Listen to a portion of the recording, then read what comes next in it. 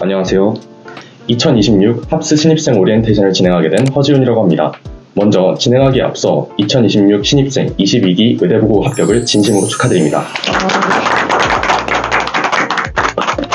제가 생각하는 여러분은 어려운 입시 과정을 남들보다 일찍 성공적으로 끝마치셨기에 앞으로의 힘든 어려움들도 쉽게 넘겨내실 수 있을 거라 확신합니다.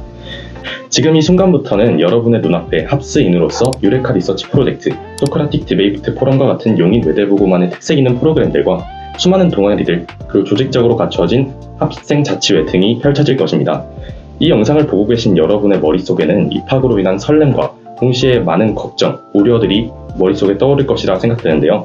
그래서 오늘은 저희가 이 자리를 빌려 외대부고의 학생 생활과 같은 여러 가지 조언과 팁들을 전해드리고자 합니다. 여러분에게 적용되는 바뀐 내신 체제와 외대부고만의 특색 있는 색다른 프로그램들에는 무엇이 있는지 선배들로서 겪어본 사실들을 바탕으로 여러 가지 조언들을 전달해드릴 예정입니다. 쉽고 자세하게 설명드릴 테니 영상 끝까지 집중해서 봐주시기 바랍니다. 안녕하세요. 저희는 21기 인문 오경택, 자연 김성정, 인문 유서현, 자연 강효림입니다.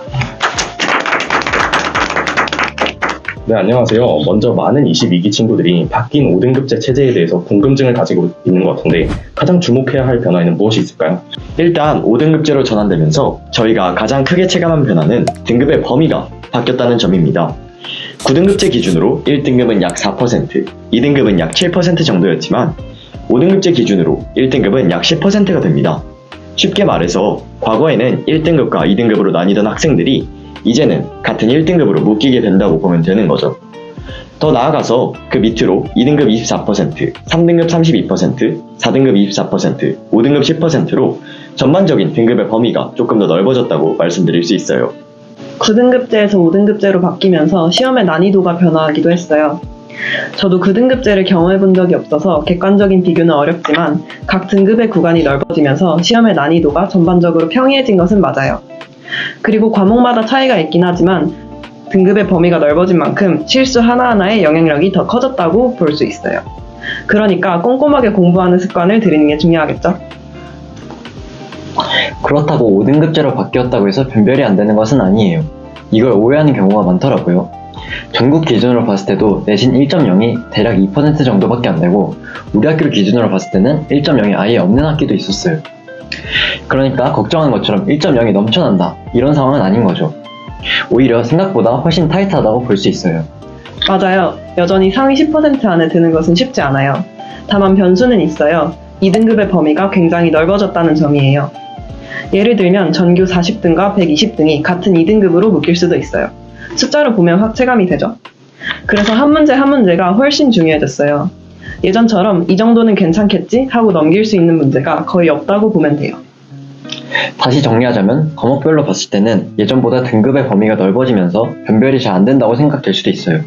당장 2등급만 봐도 상위 11%와 상위 34%가 같은 등급을 받게 되는 거니까요.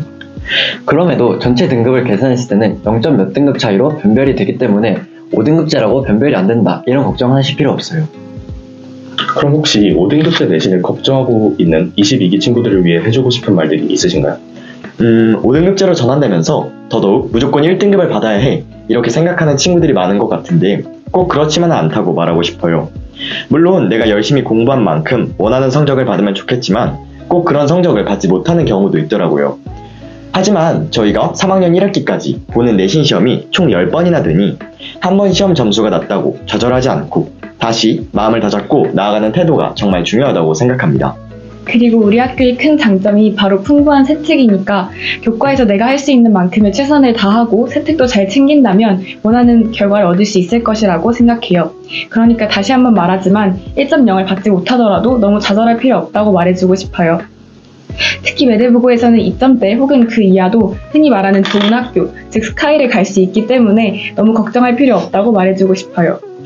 맞아요. 언제나 학교 생활 하다 보면 기대만큼 잘 본 시험도 또 기대에 못 미친 시험도 있기 마련이니까 시험 한 번 한 번에 너무 일희일비하기보다는 꾸준하게 학교 생활을 열심히 하는 것이 중요하다고 생각해요. 그럼 혹시 내신 점수는 지필평가 점수가 가장 중요하게 작용하는 건가요? 그건 아니에요. 우리 학교에서는 내신을 챙기려면 중간고사, 기말고사 외에도 수행평가를 꼭 잘 챙겨야 합니다. 수행평가가 엄청 어렵고 하기 힘든 건 아니지만 기한에 맞게 제출하고 조건을 지키고 최대한 감점당하지 않기 위해 노력해야 해요.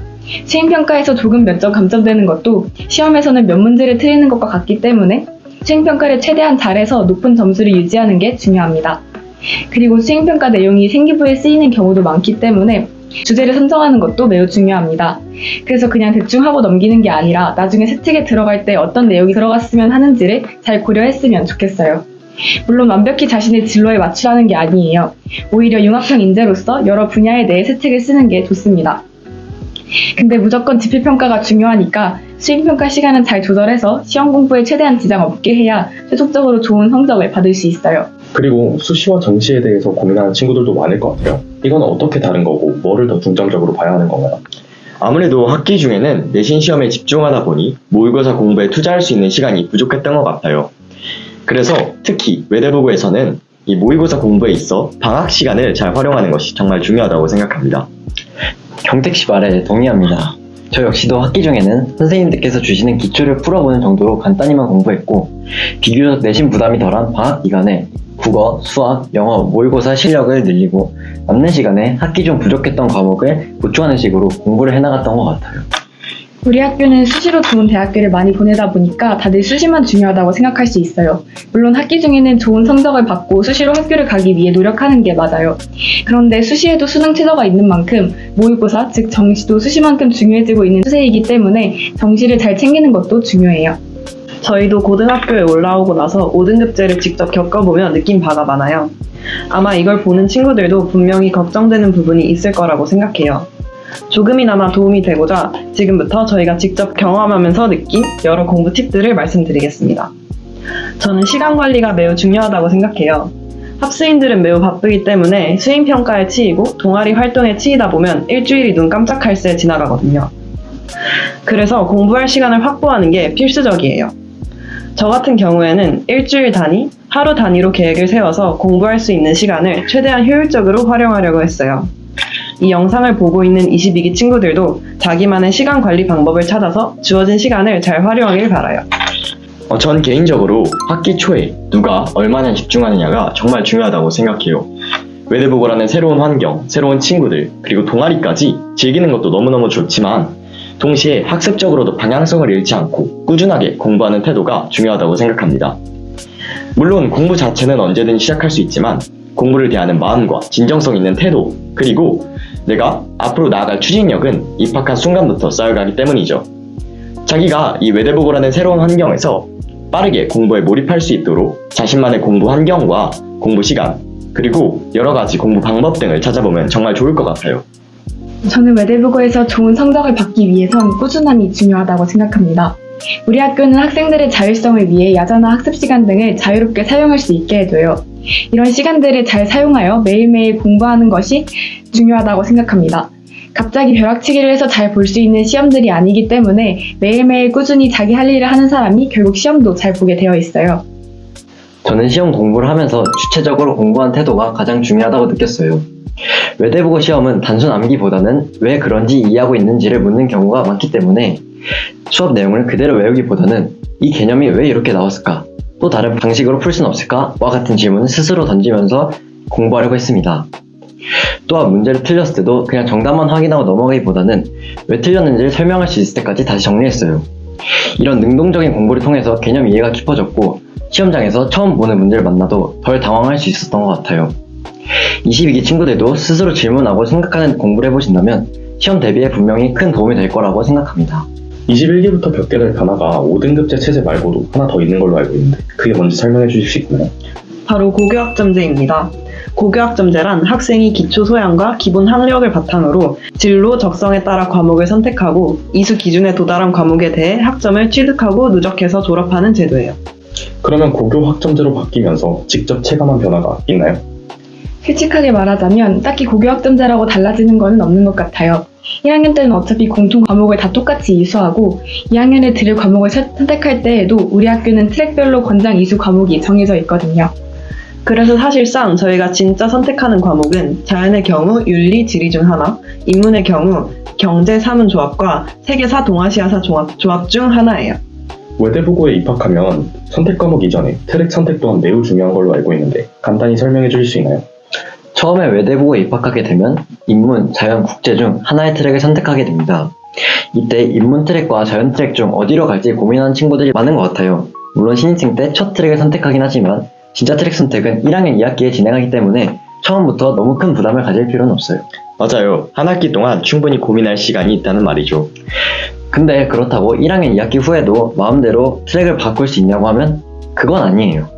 인문, 자연, 국제 트랙에 따라 2학년 때부터는 반이 나뉘기 때문에 두 번째 선택 때는 신중하고 꼼꼼하게 살펴보니 선택하는 것이 중요해요. 물론 제 친구들을 보면 1학년 2학기에 트랙을 선택하고 나서 트랙을 변경하는 경우가 아예 없는 것은 아니에요. 하지만 이는 굉장히 드문 경우이고 대부분 1학기와 여름방학을 활용해 충분한 고민을 한 뒤 공식적인 2학기 트랙 선택 기간에 자신의 최종 트랙을 선택합니다. 추가적으로 국제 트랙 같은 경우에는 1학년 때부터 국제 트랙만 따로 듣는 수업이 있기 때문에 자연, 인문 트랙의 학생보다 조금 더 신중한 접근을 하면 좋을 것 같습니다. 사실 고교학점대의 가장 큰 변화는 절대평가에서 상대평가로의 전환이라고 할 수 있습니다. 절대평가 과목이 과거에 비해 비교적 훨씬 적어졌고 이러한 과목들이 다 상대평가로 전환되었습니다. 어떤 과목이 바뀌게 됐는지에 대해 자세한 건 홈페이지에 있는 2026 과목 편제표를 확인하면 되지만 간단하게 설명해 주자면 과학탐구 실험 혹은 예술이나 체육과들을 제외한 나머지 과목들은 전부 상대평가라고 할 수 있습니다. 네, 여러분, 선배들이 전해주는 각종 교과 과목들에 대한 팁들 잘 들으셨나요? 이제는 다른 선배들과 함께 비교과 과목, 소디포, 유리프에 관한 얘기들을 할 예정입니다. 안녕하세요, 21기 여러분. 저희는 21기 자연, 김승원, 박세인, 21기 인문 김하준입니다. 와, 외대부고에서 교복 다음으로 유명한 것이 비교과 활동일 텐데요. 그래서 오늘 저희는 여러분들께 외대부고에는 어떤 비교과 활동이 있는지, 어떻게 진행되는지와 소소한 꿀팁을 전해드리려 이 자리에 모였습니다. 외대부고는 학교에서 보내는 시간이 많은 만큼 유리프, 소디포, ET, 각종 동아리 등 교과 외 활동이 정말 다양해요. 당장 생각나는 것만 해도 엄청 많은데 세인씨, 뭐부터 소개하는 게 좋을까요? 네, 첫 번째로 외대부고에서 가장 중요하게 생각하는 비교과 활동, 소디포입니다. 소디포, 소크라틱 디베이트 포럼은 외대부고에서 1년간 진행하는 장기 비교과 활동으로 유리프와 달리 인문 철학적 소양을 기르기 위한 활동입니다. 학기 초에 학급 안에서 4명에서 5명으로 조를 짜고 EBS 위대한 수업 강의와 도서를 바탕으로 주제를 선정하여 1년 동안 책을 읽습니다. 또한 이 책을 바탕으로 최종 보고서까지 완성해내는 활동인데요.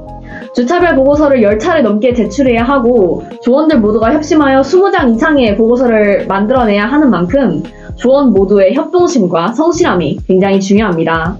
유리프와 같이 연말에 학년 우수작 10개를 선정하여 학술제에서 발표할 기회를 부여하기도 합니다. 현재 디올 2층 복도에 2025년 우수작 포스터가 전시되어 있으니 참고하셔도 좋을 것 같아요. EBS 위대한 수업? 위대한 거창한 주제 해야 되는 거 아닌가요? 아니에요. 소디포에서 기억해야 할 가장 중요한 점은 너무 거창한 주제를 선정하면 힘들다는 점입니다. 학생 수준에서 진행할 수 없는 탐구는 현실성도 없을 뿐더러 너무 힘들어요. 멋지고 깊이 있는 주제를 선정하는데 큰 부담을 느끼지 말고 모두가 협력해서 창의적인 결과물을 완성할 수 있으며 그 과정에서 학습할 수 있는 주제이면 충분합니다. 조원들과 충분한 대화를 통해 의견을 조율하는 협동이 정말 중요해요. 또한 연말에 기말고사 준비 기간과 소디포 보고서 제출 기간이 겹칠 수도 있으니 미리미리 아이디어를 생각해놓고 활동하는 것 잊지 마세요. 맞다, 세인씨. 올해 소리포 우수작 선정되셨던데요? 아, 네, 맞아요. 저희는 불평등을 키워드로 미래 사회의 권력이 어떻게 변화할지를 전망하는 보고서를 작성했는데요.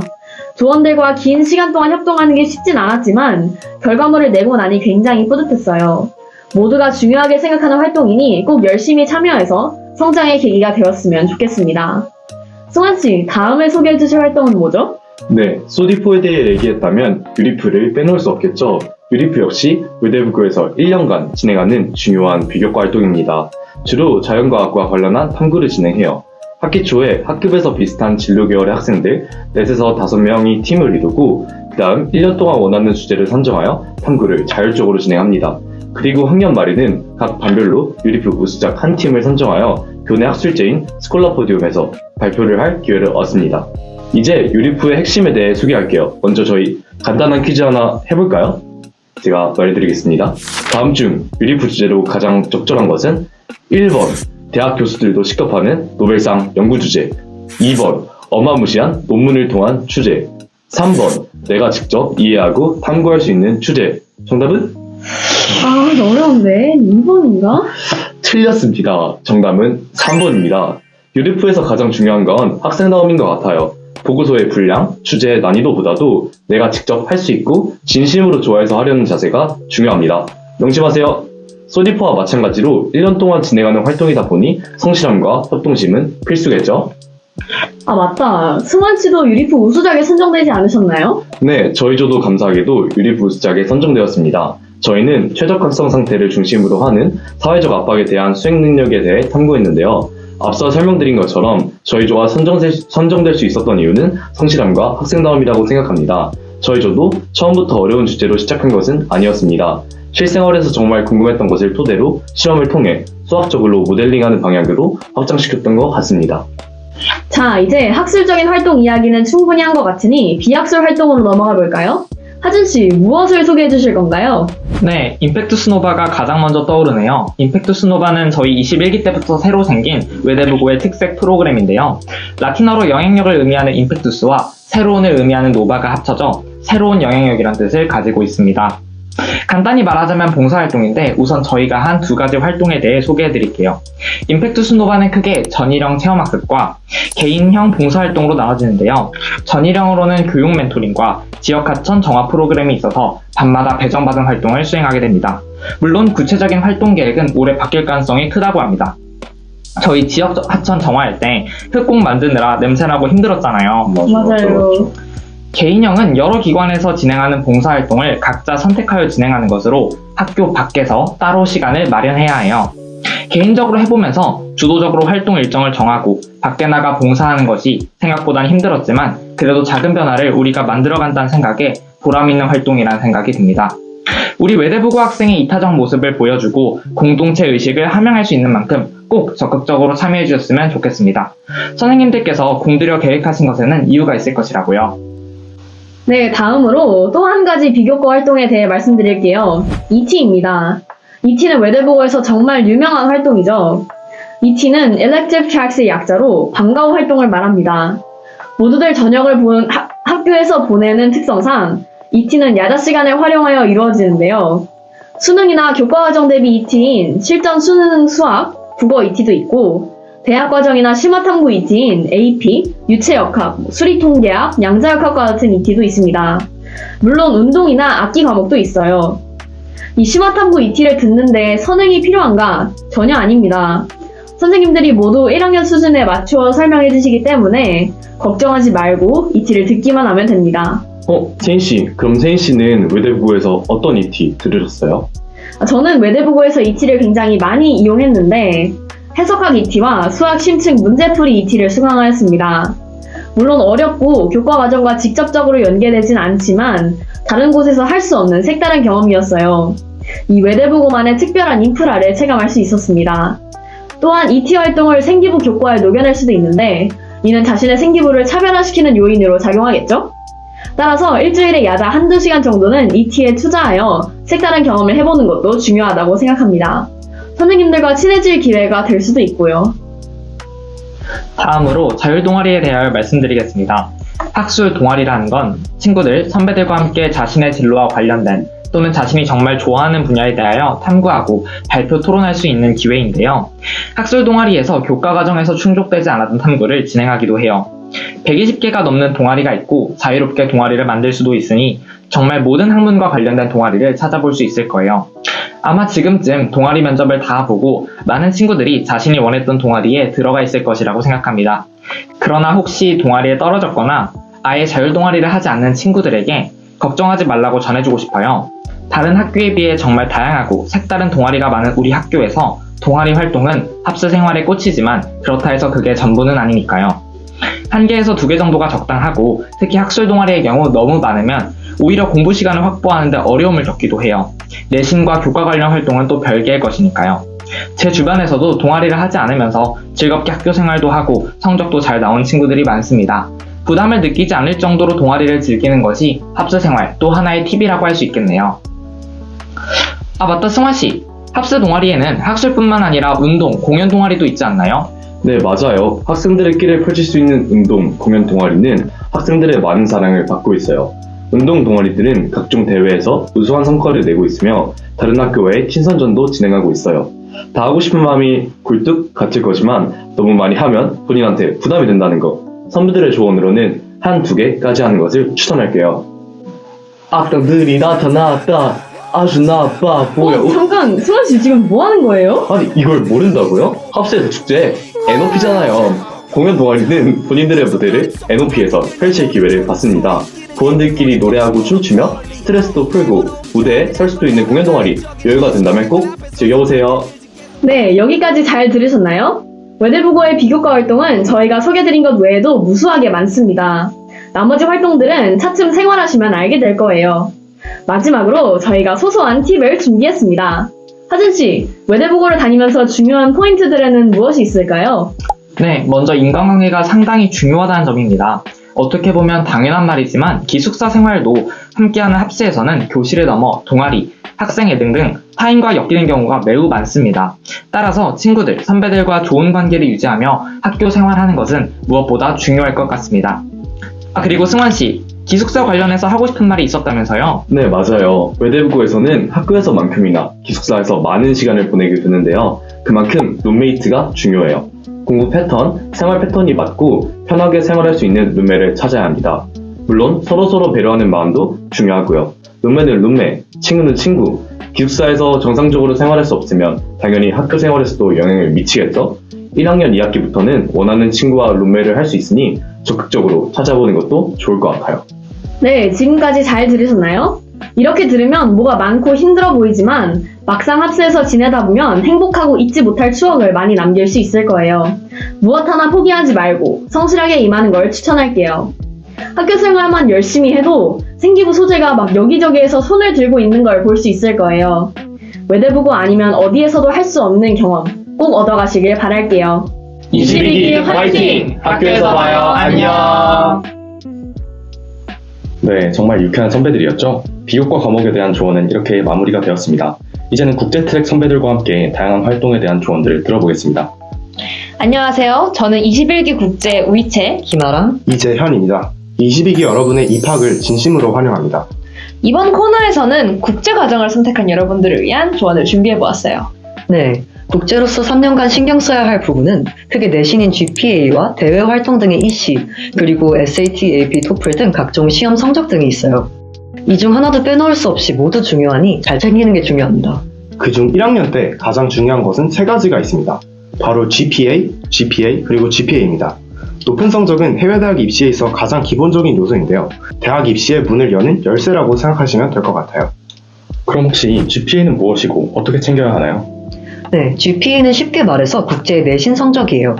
국내 친구들의 성적이 상대평가 등급으로 산출된다면 국제는 A, B, C 등 절대평가로 산출이 됩니다. 물론 등급이 나오기는 하지만 해외 대학 입시 때 반영되는 것은 절대평가 기반의 GPA예요. 그래서 쉽게 생각해서 올해 1을 받으면 GPA 5점 만점을 받는다고 생각하시면 됩니다. 수업 시간에 집중하고 선생님 필기를 바탕으로 성실히 공부한다면 어렵지 않게 올해 1을 받을 수 있을 거예요. 만약에 올해 1을 받지 못하면 무슨 일이 일어나죠? 뭐 B가 몇 개 있다고 내 미래 대학이 크게 좌지우지 되지는 않지만 그래도 A를 받아놓는 게 가장 마음이 편할 거예요. 소수점 둘째 자릿수 때문에 B가 뜨는 친구들도 있어서 최선을 다해서 공부하는 게 제일 좋습니다. 맞아요. 종종 A만 받으면 된다고 안일하게 생각하다가 B가 떠서 속상해하는 경우도 있으니 긴장의 끈을 놓으면 안 돼요. 앞서 국내 친구들이 이야기해준 것처럼 성적 챙기는 방식은 국제도 크게 다르지 않은 것 같아요. 대신 국제는 대외 활동이 많은 만큼 전체적인 균형을 맞추는 것이 매우 중요해요. 그럼 대외 활동에는 어떤 것이 있고 또 어떻게 준비해야 하나요? 대외 활동은 자신의 진로에 대한 고민과 적성을 보여줄 수 있는 활동들을 총칭하는 개념이에요. Extracurricular를 줄여서 EC라고 부르기도 하죠. EC는 국내 또는 국제 대회 수상, 또는 봉사활동, 동아리 활동, 그리고 개인 연구활동 등을 포괄하는 개념이기 때문에 자신의 진로와 적성에 맞는 EC를 선택하시면 될 것 같습니다. 앞서 말했듯이 GPA가 대입의 문을 여는 열쇠라면 EC는 그 문으로 들어가서 나를 왜 뽑아야 하는지 설득하는 목소리예요. 사정관들이 나한테 매료돼서 나를 뽑고 싶어 할 만한 내 이야기를 만들어야 해요. 그래서 국제에서는 성적만큼이나 EC가 매우 중요합니다.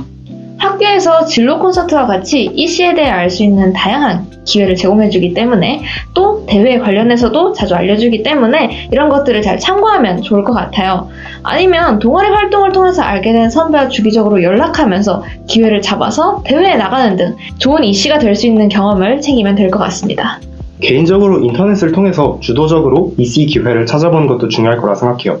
자신이 주도적으로 정보를 탐색하고 자신의 EC를 설계하는 과정이 1학년 때는 매우 중요할 것이라고 생각합니다. 그럼 2학년 때는 1학년 때에 비해 GPA 부담이 줄어들까요? 상대적으로 그렇다고 할 수 있어요. 1학년 때는 국내와 국제 통합 과정이 진행되기 때문에 변별을 위해서 시험이 상대적으로 어렵게 나오거든요. 2학년 때는 국제만 따로 시험을 보기 때문에 그런 부분에서 부담이 적어진다고 할 수 있어요. 대신 2학년 때가 되면 그때부터 SAT, AP, 토플과 같이 해외 대학 진학에 필요한 시험 성적까지 같이 챙겨야 되죠.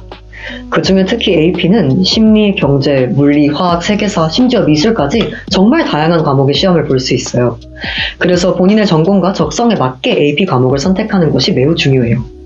그리고 AP 시험 기회는 매년 한 번씩밖에 없기 때문에 1학년 동안 본인의 적성과 관심사가 무엇인지 고민해보고 관심 있는 분야에 필요한 과목들은 어떤 것들이 있는지 찾아보는 것도 도움이 될 수 있어요. 또 해외 대학 진학에 도움이 되는 EC로는 오케스트라나 스포츠 동아리 활동을 들 수도 있을 것 같은데요. 축구, 야구, 배구, 라크로스, 플래그 풋볼, 거기다 국군까지 합수에는 정말 다양한 스포츠 동아리가 있습니다. 해외 대학에서는 스포츠 활동을 통한 협업 역량을 매우 중요하게 평가합니다. 때문에 많은 국제 친구들이 스포츠 활동에 현재 참여하고 있지만 이런 협업 역량을 오케스트라 등 다른 활동으로 보여줄 수 있다면 스포츠 활동이 꼭 필수적인 요소는 아니에요. 결국 자신의 시간과 흥미 등을 고려해서 여러분이 결정을 내리면 될 것 같습니다. 네, 하지만 첨언하자면 1학년 때에는 역시 GPA가 가장 중요하기 때문에 대외 활동에 과도하게 집중할 필요는 없다고 생각해요. 그렇다면 이 외에 더 신경 써야 할 것이 있을까요? 장기적으로 봤을 때 영어가 매우 중요합니다. 2학년 때는 많은 수업이 영어로 진행되고 3학년이 되면 대입 에세이를 직접 영어로 작성해야 되기 때문에 영어 말하기와 글쓰기 그리고 자신감을 키워놓는 게 정말 중요하다고 할 수 있어요. 국제에 오면 영어를 매우 잘하는 친구들도 많지만 모두가 다 영어를 잘하는 것은 아니기 때문에 부담을 갖지 않고 열정적으로 영어 실력을 쌓아 나가셨으면 좋겠어요. 영어 수업 발표 시간에 적극적으로 참여하고 또는 일상적으로 친구들과 영어를 대화에 사용하는 등 활동을 거치면 1년 뒤에 자신의 영어 실력이 매우 많이 성장했다는 것을 느낄 수 있을 거예요. In the international track, we maintain an EBC policy, which means we're expected to use English around school. 현재 국제에서는 교사에서 영어를 사용하는 EBC 정책이 있어요. 그래서 1년 사이에 놀라울 정도로 영어 실력이 는 친구들도 많아요. 물론 효과를 보기 위해서는 본인의 적극적인 참여가 가장 중요합니다. 또 국내 과정에서의 소크라틱 디베이트 포럼 또는 자이언트랙의 유레카 리서치 프로젝트와 달리 국제에서는 Thinktank Ultimatum이라는 활동을 1년간 진행해요. 자유롭게 조를 짜서 한 분야에 대한 연구를 진행한 건데 중간 보고서와 최종 보고서 등을 바탕으로 연말에 수상을 진행합니다. 저는 건축물의 탄소 중립 달성을 위한 다문적 접근이라는 주제로 태양전지에 대해서 1년간 연구를 해보았어요. 저는 여기는 하람이와 같은 조에 속해서 연구를 진행했는데요. AI 등장으로 인한 인식 패러다임의 변화를 주제로 감정교류 실험을 중심으로 연구를 진행했어요. 하람이가 실험을 맡아주고 제가 철학적으로 접근했습니다. 네, 저희가 평소 흥미를 가지던 AI와 심리를 주제로 튜링 테스트를 해볼 수 있어서 굉장히 즐거운 경험이었어요. 사실 본인의 관심사를 이렇게 자유롭게 연구해볼 수 있는 기회가 생각보다 많지 않아요. 시간에 쫓겨서 TTU에 적극적이지 않은 친구들도 있지만 학기 말에 모든 국제학생들 앞에서 자기 연구를 발표도 해보고 또 수상하는 것도 매우 뿌듯한 경험이 될 수 있으니까 다들 바쁘더라도 열심히 참여해보길 꼭 추천하고 싶어요. 와, 국제 과정은 챙길 게 너무 많아 보이는데 이걸 어떻게 다 조율할 수 있죠? 무엇보다 선택과 집중이 가장 중요하다고 생각해요. 사실 처음 국제에 들어오면 이것저것 동아리 활동도 많고 대회도 참여해야 할 것 같은 마음에 약간 휩쓸릴 수 있어요. 모두가 하니까 나도 해야 하나? 이런 생각이 들기도 하고요. 하지만 이때가 가장 중요하죠. 시간은 한정되어 있고 자신이 나중에 대학 입시에 쓸 수 있는 활동도 전체를 다 쓸 수 있는 것이 아니기 때문에 자신의 우선순위를 파악하고 자신이 먼저 챙겨나가야 될 부분이 무엇인지 그런 부분에 대해서 생각을 하고 고민하는 것이 중요하다고 생각합니다. 만약 내가 GPA 챙기는 게 조금 불안하다 싶으면은 교과 공부에 열중하면 되고 내 영어가 좀 부족한 것 같다라는 생각이 들면 영어에 시간을 투자하는 등 본인의 필요에 맞는 계획을 세우는 것이 중요합니다. 이제 여러분의 개인적인 이야기도 듣고 싶어요. 1년 동안 GPA는 어떻게 관리하셨고 EC는 어떤 활동을 하셨었나요? 저는 GPA를 챙기는데 학원의 도움은 받지 않았어요. 수업 시간을 바탕으로 열심히 복습하고 시중에 나와 있는 문제집을 풀면서 시험을 준비했습니다. 여러분이 등급을 타이트하게 챙기고 싶은 게 아니라면 혼자서도 충분히 올 A를 받을 수 있기 때문에 너무 겁먹지 말라는 이야기를 해주고 싶어요. 물론 그렇다고 GPA가 대충 해서 챙겨진다는 뜻은 아닙니다. 저는 이렇게 성적을 챙기면서 내가 잘할 수 있는 건 무엇인지, 어떤 부분에서 돋보일 수 있는지에 대해서 고민을 해보았어요. 제가 영어를 잘하는 편이 아니다 보니 제2외국어에서 강점을 챙길 수 있지 않을까 해서 다양한 외국어 공부를 해보았고요. 역사에도 관심이 많아서 좋은 기회로 선배들과 함께 IHBB라는 대회에 참가해서 수상도 했습니다. 여러분도 이렇게 GPA와 EC의 균형을 잘 맞추면서 본인만의 경험을 쌓아갈 수 있으면 좋을 것 같아요. 성적 관련해서는 저도 학원을 다니지 않고 GPA를 챙겨서 이치와 비슷한 생각이에요.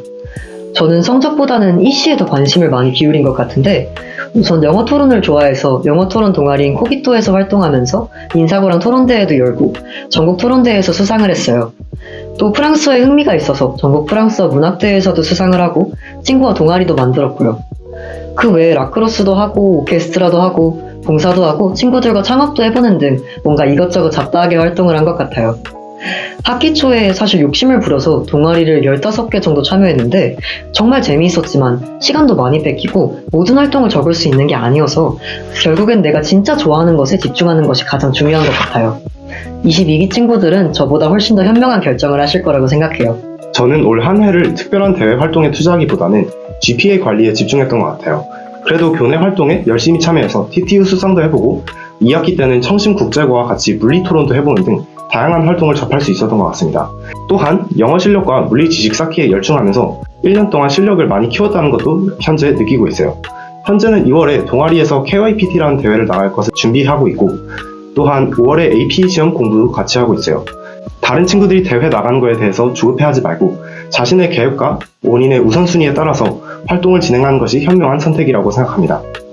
오늘 받은 선배들의 조언을 바탕으로 1학년 계획을 잘 세워보셨으면 좋겠습니다. 그럼 3월에 학교에서 만나요. 여러분, 지금까지 선배들의 조언과 팁들 잘 들으셨나요? 저는 이쯤에서 제가 생각하는 몇 가지 중요한 점들을 이야기해볼까 합니다.